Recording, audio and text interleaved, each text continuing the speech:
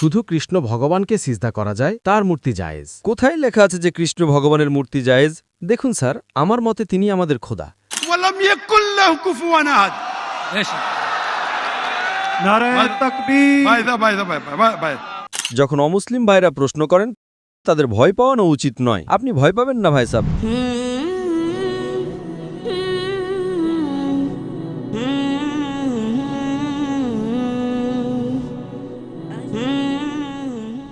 আসসালামু আলাইকুম স্যার, আমার নাম রাউল রাম। আমি আপনার কাছে একটি প্রশ্ন করতে চাই যে আমাদের ধর্ম ভুল নয়, ভুলগুলো আমরাই করি। জিনা করা আমাদের ধর্মে হারাম, মদ পান হারাম, জিনা হারাম, মানে যত ভুল কাজ আছে সবই ভুল, তাতেও লেখা আছে। আর এটা ইসলামেও আছে। এই দুটোর মধ্যে কমন তো ভালো কথা, দুই দিকেই আছে, কিন্তু এই কারণে আমাদের দোজখে ফেলে দেওয়া হবে যে আমরা শুধু কালিমা পড়ি না।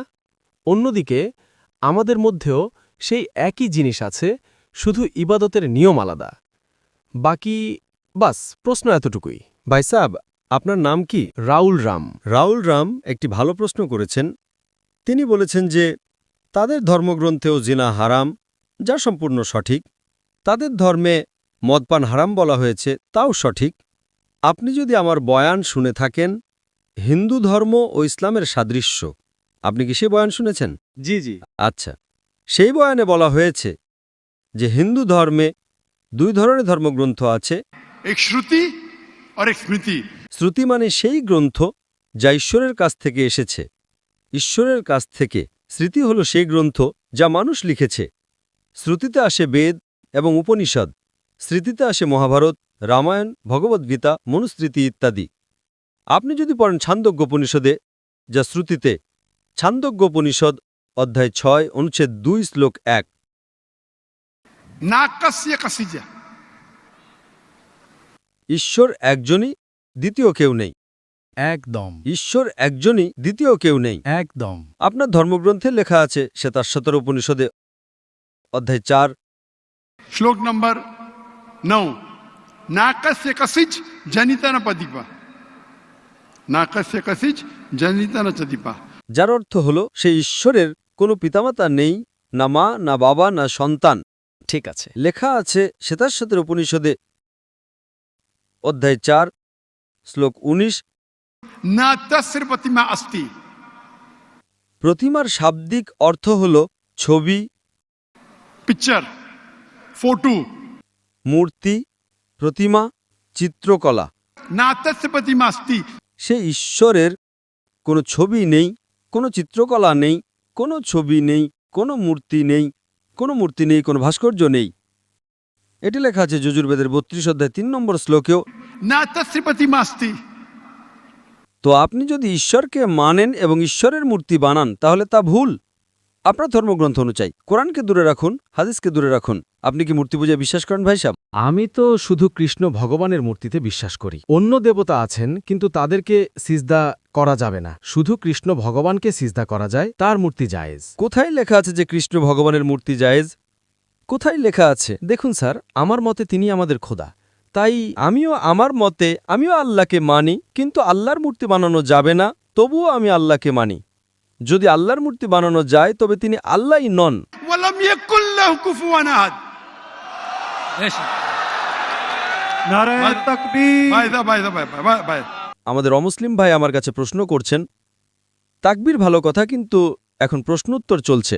তো আমার অনুরোধ যে যখন অমুসলিম ভাইরা প্রশ্ন করেন, তাদের ভয় পাওয়ানো উচিত নয়। তাদের মনে হওয়া উচিত যে আমরা পারস্পরিক ভ্রাতৃত্ব রাখি। সঠিক। তাদের ভয় পাওয়ানো উচিত নয়, যদিও তারা ভয় পান না, মাশাল্লাহ। কিন্তু আপনারা এমন কিছু করবেন না যাতে তারা ভয় পেয়ে যায়। না না আপনি ভয় পাবেন না ভাই সাহেব, এরা শুধু তাকবীর দিচ্ছে। না না। তো আমাদের মতে যার মূর্তি বানানো যায় সে আল্লাহই নন, আর এটা বেদেও লেখা আছে। আপনি কি ইসকনে বিশ্বাস করেন? স্যার, সেটা কল্পনা। সেটাও আমরা জানি যে তাতে খোদা নেই, ওটা একটা কল্পনা। হ্যাঁ, আমাদের ধর্মে খোদার কল্পনা করে মূর্তি বানানো ভুল, এটাই আমি বলছি। আপনি আপনার ধর্মগ্রন্থের উপর আমল করছেন না। যদি আপনি আপনার ধর্মগ্রন্থের সঠিক আমল করেন, তাহলে আপনিও জান্নাতে যাবেন। সত্য কথা, একদম করতে পারি না। আমরা আমাদের ধর্মকে ফলো করি। শুনুন, আমার ফর্মুলা খুব সহজ। ঠিক আছে। कुरान मजीद में लिखा है सूरह इमरान में सूरह नंबर 3 आयत नंबर 64 में तालौ इला कलिमतिन सवाइम बैना बैनकुम। এসো সেই কথার দিকে যা আমাদের ও তোমাদের মধ্যে একই। ঠিক আছে, আমরা আজ মানি যা আমাদের ও তোমাদের মধ্যে এক, কমপক্ষে তার ওপর তো আমল করি। আমার ফর্মুলা ইউনিভার্সাল, পুরো ভ্রাতৃত্ব। আমি বলি বাইবেল নিয়ে আসুন, বেদ নিয়ে আসুন, কোরআন নিয়ে আসুন। বেদ অনেক বড়, বাইবেল কোরআনের চেয়ে 3 গুণ বড়। আমরা আজ ওয়াদা করি যে যা এক, কমপক্ষে তার উপর তো আমল করি। যা এক নয় তা পাশে রাখি, কাল আলোচনা করব। যা এক তার উপর তো আমল করি।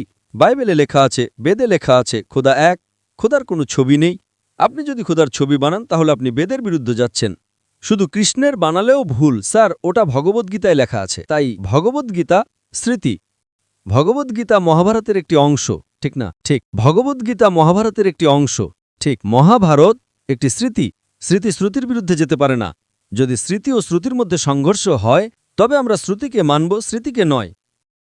বেদ এবং উপনিষদ সবচেয়ে উপরে, সঠিক। আপনারা একজন পিএইচডি শিক্ষক আছেন, তিনি কিছু বলেন, এবং একজন ব্যাচেলার। এখন আপনি পিএইচডিওয়ালা ওস্তাদের কথা মানবেন নাকি ব্যাচেলার ডিগ্রিওয়ালা ওস্তাদের কথা মানবেন? কার কথা মানবেন?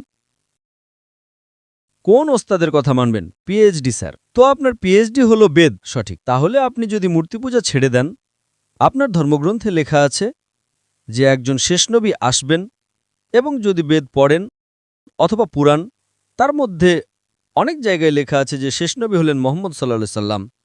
আপনি যদি কল্কি পুরাণ পড়েন, ভবিষ্য পুরাণও আছে কল্কি পুরাণ, এবং আপনি আমার বয়ান শুনলে, একটি বয়ান আছে আমার, মুহাম্মদ সাল্লাল্লাহু আলাইহি সাল্লামের উল্লেখ হিন্দু ধর্মগ্রন্থে। সময় কম, তাই শুধু ছোট একটি পয়েন্ট বলবো। আপনি যদি কল্কি পুরাণ পড়েন, श्लोक नंबर 5, 7, 11, 15, 17 তাতে লেখা আছে যে একজন অবতার আসবেন, आखिरी अवतार आएंगे जिसके वालिद का नाम है विष्णु यास। বিষ্ণু মানে ঈশ্বর, জি জি। ইয়শ মানে তার বান্দা, তার সেবক। আরবিতে অনুবাদ করলে তা হয় আব্দুল্লাহ। শেষ নবী আসবেন যার পিতার নাম আব্দুল্লাহ, তার মায়ের নাম সুমতি। সুমতি সংস্কৃত মানে শান্তি, শান্তি। আরবিতে বললে আমিনা। মুহাম্মদ সাল্লাল্লাহু আলাইহি ওয়াসাল্লামের মায়ের নাম ছিল আমিনা। তিনি জন্ম নেবেন একটি শান্তির শহরে, মক্কায়। সেই শহরে নেতার গোত্রে জন্ম নেবেন, কুরাইশ গোত্রে। তার 4 জন ঘনিষ্ঠ বন্ধু থাকবেন। কথা হচ্ছে খোলাফায়ে রাশিদিনের। আর মুহাম্মদ সাল্লাল্লাহু আলাইহি ওয়াসাল্লামের উল্লেখ তা অনেক দীর্ঘ, 2 ঘন্টার বয়ান দিতে পারি আমি।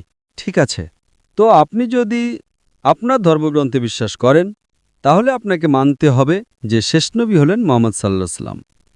আপনি কি মানেন যে শেষ নবী মুহাম্মদ সাল্লাল্লাহু আলাইহি ওয়াসাল্লাম?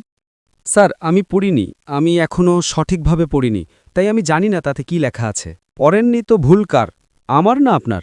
কিন্তু আমাদের এখানে কোটি কোটি লোক আছে যারা আমাদের ধর্মকে ফলো করে না, তাই।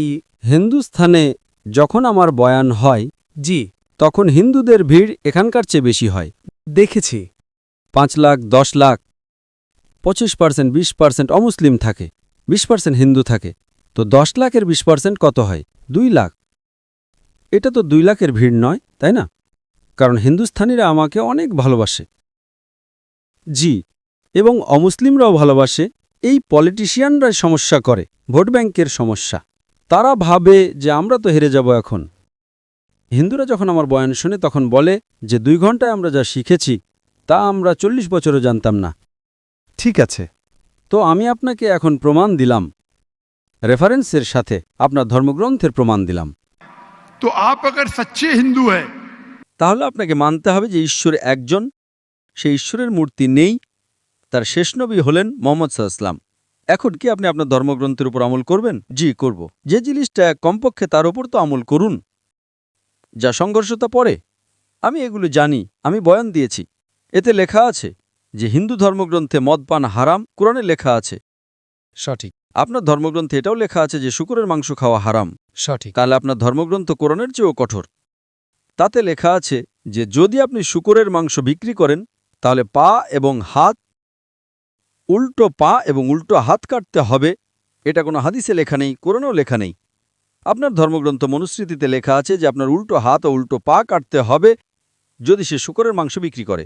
সঠিক। তাহলে আপনি যদি সত্যিকারের হিন্দু হন, আপনার ধর্মগ্রন্থ পড়েন, আপনার ধর্মগ্রন্থে লেখা আছে যে শেষ নবী আসবেন এবং শেষ বার্তা দেবেন। শেষ নবী হলেন মুহাম্মদ সাল্লাল্লাহু আলাইহি ওয়াসাল্লাম এবং শেষ বার্তা হল কোরআন।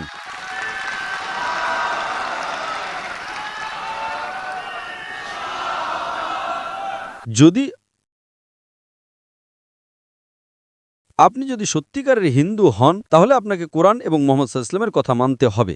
আপনি দেখেছেন হিন্দুস্তানে হাজার লোক এর মধ্যে मैं हिंदू इस्लाम कबूल किए। আল্লাহ হেদায়েত দিয়েছেন আমার কারণে নয়, আল্লাহ তাদের হেদায়েত দিয়েছেন। আমার বয়ানের পর অনেক লোক দর্শকের মধ্যে বা বাড়িতে আল্লাহ তাদের হেদায়েত দিচ্ছেন। আমি আপনাকে জিজ্ঞাসা করতে চাই, আপনি কি মানেন আল্লাহর শেষ নবী মুহাম্মদ সাল্লাল্লাহু আলাইহি ওয়াসাল্লাম? স্যার, আমি এখনও দেখব, গিয়ে পড়তে হবে গ্রন্থ, যদি তাতে থাকে তাহলে ঠিক আছে। তাহলে আমার আপনার কাছে অনুরোধ, আপনি আমার ভিডিও দেখুন হিন্দু ধর্ম ও ইসলামের সাদৃশ্য। আচ্ছা, আর সেটা দেখার পর যদি কোনো প্রশ্ন থাকে তাহলে আমার কাছে এসে জিজ্ঞাসা করুন। যদি আপনার বিশ্বাস আসে যে এটা সত্য, তাহলে আমি আপনাকে দাওয়াত দিচ্ছি যে সত্যের বার্তা গ্রহণ করেন। জি, এবং ইনশাল্লাহ তা আপনার মুক্তির পথ হবে ইনশাল্লাহ। ধন্যবাদ স্যার।